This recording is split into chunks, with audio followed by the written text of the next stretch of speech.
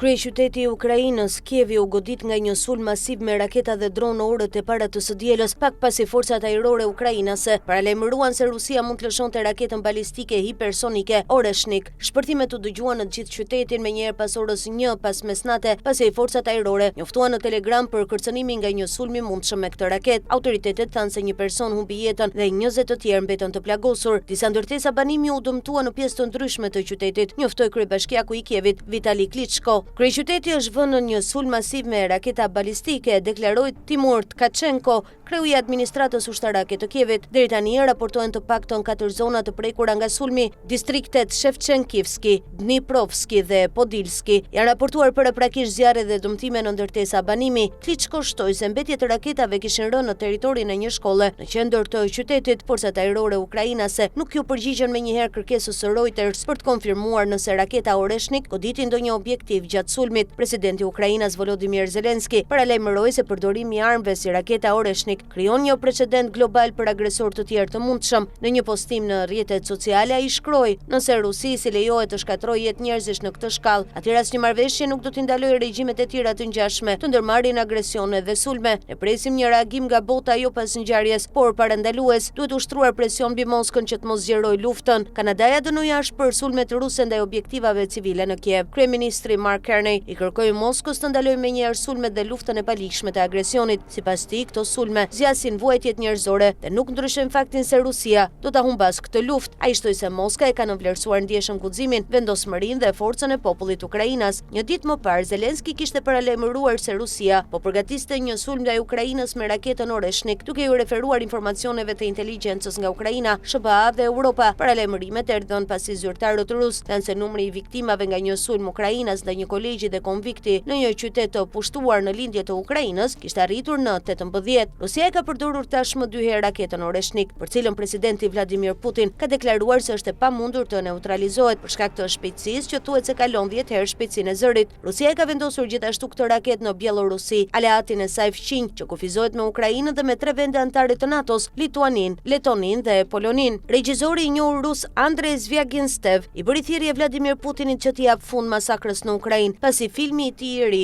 i vendosur gjatë luftës fitoi çmimin e dytë në festivalin e Cannes. Miliona njerëz në të dy anët e vijës së frontit ëndërrojnë vetëm një gjë, që masakrat të ndalen më në fund, tha ai gjatë ceremonisë së ndarjes së çmimeve. Dhe i vetmi person që mund t'i jap fund kësaj makinerie vrasëse je ti. Ndale këtë kasapan, e gjithë bota po pret. Filmi i tij Minotaur fitoi çmimin Grand Prix, duke u renditur pas filmit Fjord të regjizorit rumun Cristian Mungiu, fituesi Palmës Art. Kombet e Bashkuara deklaruan të premten se dënojnë fuqishëm çdo sulm ndaj civilëve dhe infrastrukturës civile pas një sulmi vdekjeprurës me dronë në një qytet të pushtuar nga Rusia në lindje të Ukrainës. Rusia akuzon Ukrainën se ka goditur një konvikt studentësh në Starobilsk, në rajonin e pushtuar të Luganskut, ku sipas saj numri i viktimave ka arritur në 18 dhe 42 persona janë plagosur, ndërsa disa mbeten ende në rënoja. Kievi mohon të ketë shënjestruar civil dhe kombgulës objektivi ishte një njësi ruse dronësh e vendosur në zonën e Starobilskut. OKB-ja tha se nuk mund të verifikojë detajet për shkak të mungesës së aksesit në zonë. Në Rusi dhe në territorit e pushtuara të Ukrainës, një kolegj është ekuivalent me një shkollë profesionale për të rinj nga 15